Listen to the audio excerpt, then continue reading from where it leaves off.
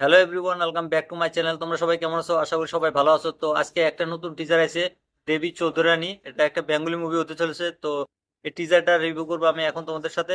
তার আগে বলে দিই, তোমরা যদি টিজারের বা মুভি রিভিউ দেখা পছন্দ করো তাহলে আমার এই চ্যানেলটা সাবস্ক্রাইব করে দিতে পারো, কারণ আমি এই চ্যানেল সবসময় রিভিউ করে থাকি।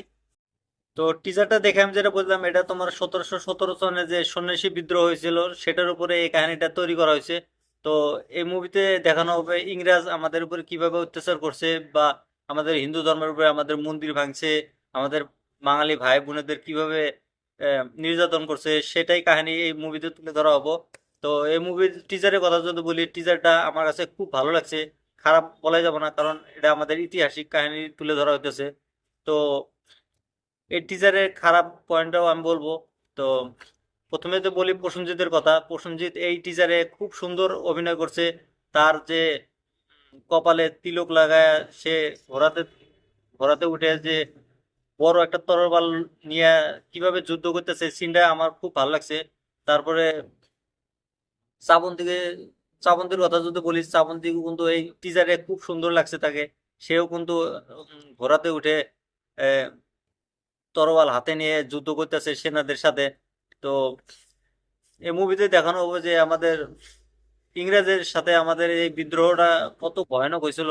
তো এরকম কাহিনী তুলে ধরার জন্য আমরা এই ডিরেক্টরকে ধন্যবাদ জানাই, কারণ এরকম কাহিনী তুলে ধরা খুব দরকার। আমাদের যে জেনারেশন আছে, যেগুলা বর্তমান সাইয়ারা ফায়ারের পিছনে ঘুরে বেড়ায়, তাদেরকে আমাদের ইতিহাস জানার খুব দরকার, কারণ তারা তো আজকাল ফালতু ধান্দাতে বেশি পড়ে থাকে। তো এরকম কাহিনী তুলে ধরার জন্য ধন্যবাদ। তো এই মুভিটা দুর্গাপূজাতে রিলিজ করবে। তো পূজাতে এই মুভিটা ভালো বক্স অফিস কালেকশন করতে পারবো। আর এই মুভির ভিএফএক্স এর কথা যদি বলি, মুভির ভিএফএক্সটা কিন্তু অত একটা ভালো হয় নাই, কারণ যেখানে যেখানে বোম ব্লাস্ট হচ্ছে সেখানে ভিএফএক্সটা একদম খারাপ দেখাইছে। তো আশা করি এই মুভির ভিএফএক্সটা ভালো করার চেষ্টা করব। তো আর এই মুভির ডিরেক্টর তোমার হলো কি রণজিৎ গোরাই, এই ডিরেক্টরটার নাম। তো তোমরা যদি এই টিজারটা এখনো দেখো না, তাহলে তোমরা এই টিজারটা দেখো, দেখার পরে আমাকে কমেন্ট করে বলো তোমাদের এই টিজারটা কেমন লাগছে। কারণ এরকম মুভি বানানো বহুত কঠিন হয়। তো এরকম মুভি সাপোর্ট করো তোমরা, যাতে ভবিষ্যতে আরো আসতে পারে এরকম মুভি। তো এরকম রিভিউ দেখার জন্য আমার চ্যানেলটা সাবস্ক্রাইব করে দিও।